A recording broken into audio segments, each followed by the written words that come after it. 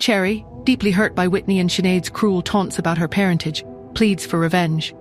I promise to find her a dance teacher who will outshine Whitney, but I deliberately exclude Tanya, hinting at a more unexpected choice. Meanwhile, a tender moment between Justin and Pete reveals Justin's intense protectiveness, bordering on paranoia as he speaks of unseen threats. Sheril, seemingly oblivious to the undercurrents, eagerly confirms our drink state. I then task Solo with a dangerous request, to delve into Pete's birth history, a request he warns against.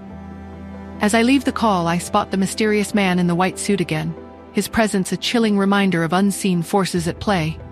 So who is the unexpected dance teacher I have in mind? What dark secrets lie buried in Pete's birth history? And why is Solo so hesitant to uncover them? Who is the man in the white suit? And what is his connection to the Hunt family?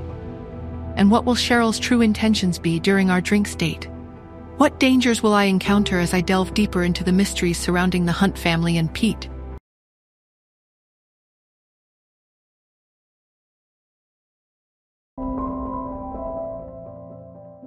The morning sun streamed into the breakfast room, casting long shadows across the polished mahogany table. I sat across from Melissa, the air between us thick with unspoken questions. She had been unusually quiet, her gaze fixed on me with an intensity that made me uneasy. "Nora," she began, her voice hesitant, her gaze lingering on me as she stirred her tea. "I've been wondering about you and Justin." I took a sip of my coffee, trying to appear nonchalant, but my heart skipped a beat. "What about us, Melissa?" "Well," she continued, her voice carefully measured, "I know you're living here, and you're involved with Cherry. You seem to have settled in quite comfortably, but I don't know much about your past, about how you and Justin, how that relationship came to be." She trailed off, searching for the right words, her eyes searching mine for any sign of discomfort. I offered a polite smile, but I felt a growing sense of unease. Melissa's curiosity felt probing, almost invasive. "My past is complicated, Melissa. There are things I'm not ready to discuss, and my relationship with Justin is still evolving. We're focused on what's best for Cherry." I deliberately steered the conversation away from myself and Justin towards Cherry, hoping to redirect her attention. "Speaking of Cherry, she's been doing so well. She's really enjoying her time here. I'm grateful for how welcoming everyone has been." Melissa seemed to accept the change of topic, at least for the moment, but her gaze lingered on me, a hint of suspicion in her eyes. "Yes, she's a bright girl. Justin is very fond of her. He seems different when she's around." A wave of protectiveness washed over me, a fierce desire to keep Cherry safe from whatever undercurrents were swirling within this house. "And I'm very fond of her too, Melissa. She's become very important to me." Melissa nodded slowly, her eyes still fixed on me. "Of course, I can see that. But I'm just curious, Nora. About you, about Justin. It's only natural, isn't it?" I forced a smile, trying to maintain a facade of composure. "Perhaps, but some things are best left unsaid, Melissa. For now." After breakfast, I found a quiet corner to make a call. I needed to talk to Chester.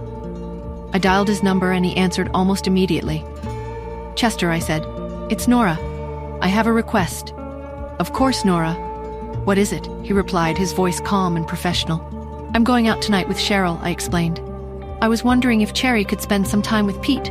They seem to enjoy each other's company." There was a brief pause on the other end of the line. Then Chester's voice softened slightly. "That's very thoughtful of you, Nora. I appreciate your concern for Pete's happiness." "Yes, Cherry is welcome to spend time with him." "Thank you, Chester," I said. "I'll make sure she's ready later." "I'm glad you're here, Nora," he said, a hint of sincerity in his tone. "Both Pete and Justin seem lighter when you're around. It's good for them."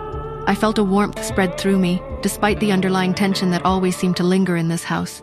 "I care about them, Chester." "I know you do," he replied. "We all do." As I ended the call, I couldn't shake the feeling that I was being watched.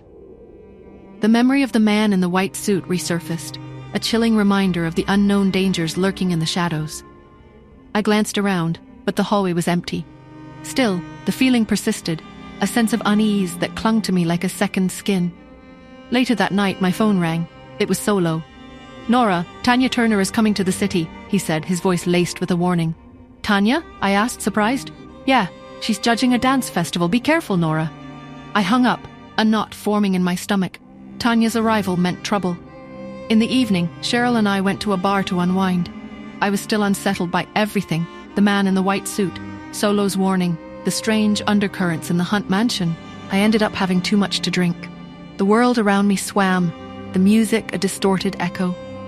Desperate to make some kind of sense of it all, I pulled out my phone, dialing Justin's number. "Mr. Hunt, I'm drunk," I slurred, my words thick and clumsy. "So?" he asked, his voice cold and distant. "Name your price. I want to buy your son." "What?" he asked, his voice now filled with alarm. 800 million. Take it or leave it," I said, my voice slurring. "Hello? Are you still there?" Just then Sheril gasped, her eyes wide with disbelief and excitement. "Oh my God, that's Tanya Turner!" I turned to see her and she approached, a bright, almost predatory smile on her face. "Nora, what a surprise," she said, her voice booming, her hug almost too tight.